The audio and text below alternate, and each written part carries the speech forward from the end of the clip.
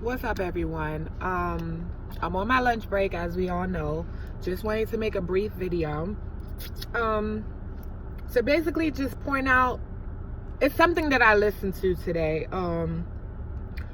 Bill Weinstein, I believe, Bill Winston, Winston. I'm not sure how you pronounce it, but I'm pretty sure it's Weinstein. But or it could be Winston. But let's move on from the fact of his name. The reason that I'm making this video briefly is because I always stress the fact of positive thinking. And to tell you the truth, there's nothing wrong with positive thinking. It's just that positive thinking don't work on its own. You know what I'm saying? Like, positive thinking, you get it? It's in your head, positive thinking.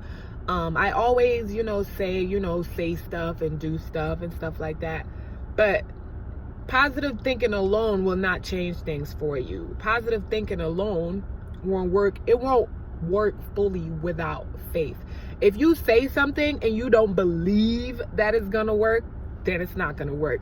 If you say something and like I just said, if you don't have faith and you saying something but you don't believe everything is gonna be fine, it's not. If you're not gonna believe that you're gonna be out of debt, or if you believe, like, I have a business plan coming. It started already. I just didn't launch it yet.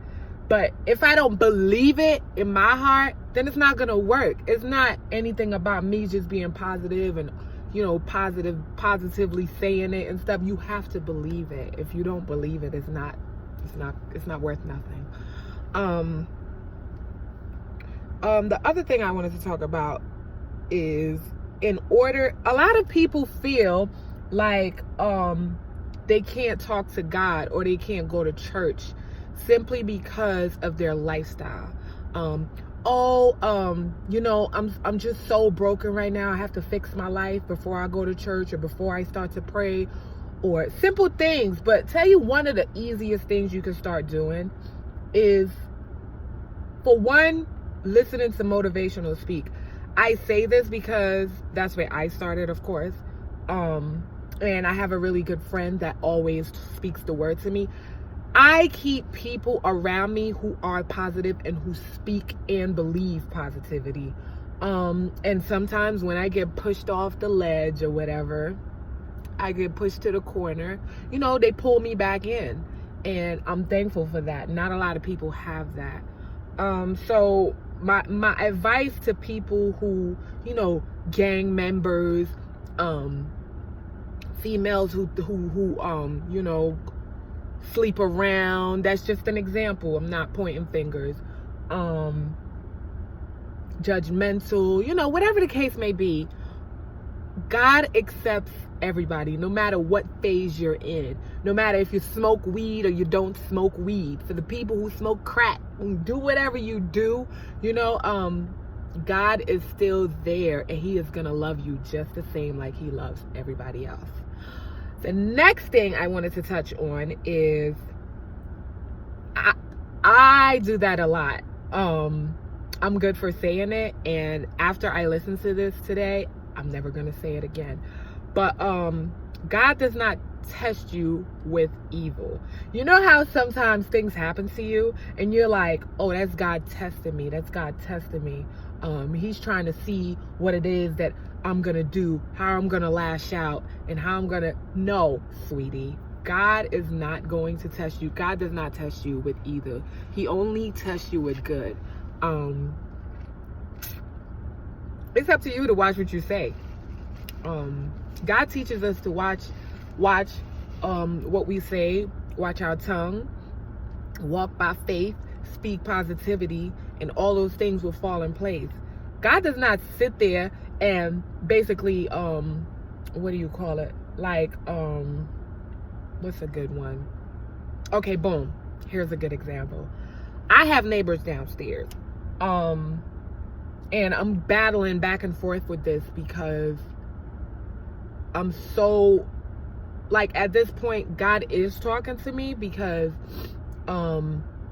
it's a situation where they're banging and kicking on the walls. I'm upstairs, they're downstairs, but they're literally banging and kicking on the walls. And you know, my video mainly was going to be about that and how I'm in such a dark place and all of that stuff. But I'm really not. I'm not in a dark place because God got me. And I believe when you have to speak, and a lot of people have to stop just thinking that God got them. Like, you have to be that way. You have to feel that way. You have to act that way. You have to speak that way.